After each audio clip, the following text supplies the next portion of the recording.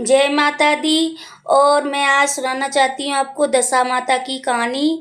सो आप प्रेम पूर्वक सुने और आपको अच्छी लगे तो मेरी वीडियो को लाइक व कमेंट व सब्सक्राइब जरूर करें। सो बोलिए जय माता की। एक राजा था, उसकी दो रानियां थी। बड़ी रानी के संतान नहीं थी, छोटी रानी के पुत्र था। राजा छोटी रानी और राजकुमार को बहुत प्यार करता था। बड़ी रानी छोटी रानी से ईर्ष्या करने लगी। बड़ी रानी राजकुमार के प्राण हर लेना चाहती थी। एक दिन राजकुमार खेलता खेलता बड़ी रानी के चौक में चला गया। बड़ी रानी ने राजकुमार के गले में मई एक काला सांप डाल दिया। छोटी रानी दशा माता का व्रत करती थी। राजकुमार दशा माता का ही दिया हुआ था। दशा माता की कृपा से राजकुमार के गले में सांप बिना नुकसान पहुंचाए चला गया। दूसरे दिन बड़ी रानी ने लड्डुओं में जहर मिलाकर राजकुमार को खाने के लिए दिए। राजकुमार जैसे ही लड्डू खाने लगा तो दशा माता एक दासी का रूप धारण कर आई और राजकुमार से हाथ से लड्डू छीन ले गई।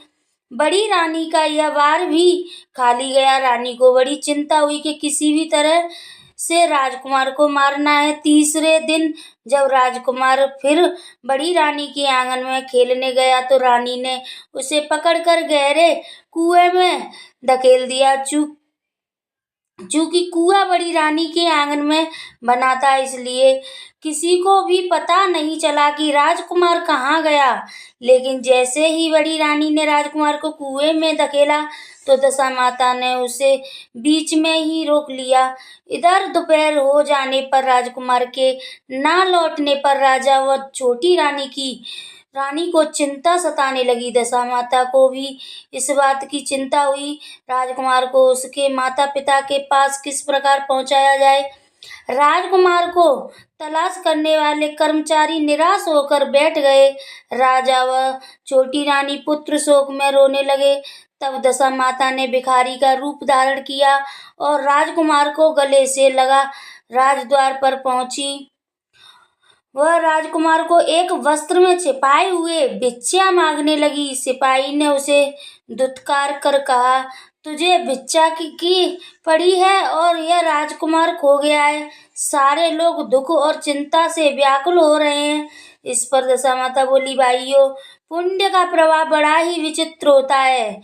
यदि मुझे भिक्षा मिल जाए तो संभव है कि खोया हुआ राजकुमार तुम लोगों को मिल जाए।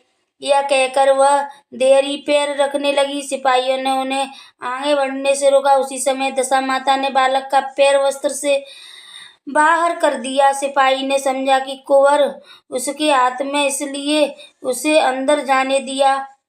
दशा माता कुंवर को लिए हुए भीतर चली गई। उसने राजकुमार को चौक में छोड़ दिया और वापस चली गई। परंतु रानी ने दशा माता रूपी भिखारिन को देख लिया था। उसने कहा कि खड़ी रहो, और कौन हो तुम? तुमने 3 दिन मेरे बेटे को छिपाकर रखा था, तुमने ऐसा क्यों किया? तुम्हें मेरे इस प्रश्न का उत्तर देना होगा। दशा माता उसी समय ठहर गईं।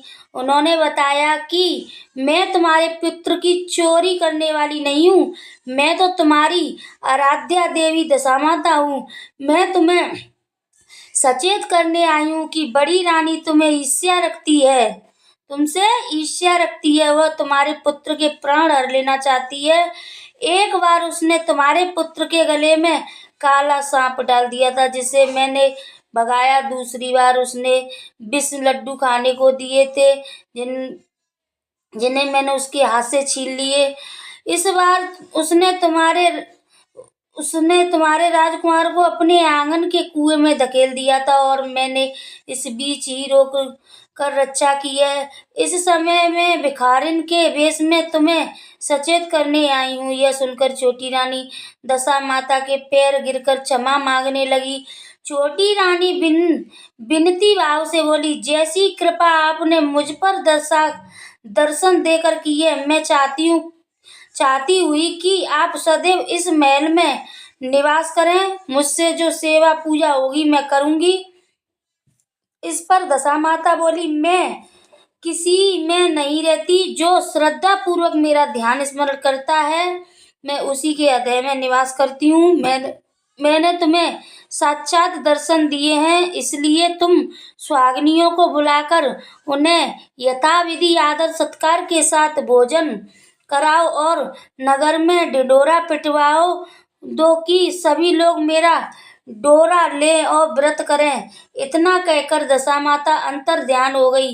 रानी ने अपने राज्य की सौभाग्य स्त्रियों को निमंत्रण देकर बुलाया और उबटन से लेकर शिरोभूषण श्रृंगार कर उनकी कथा विधि सेवा कर भोजन करवाया और दक्षिणा में गहने आदि देकर विदा किया। रानी ने अपने राज्य में ढिंढोरा पिटवा दिया कि अब से सब लोग दशा माता का डोरा लिया करे। बोलो दशा मैया की जय।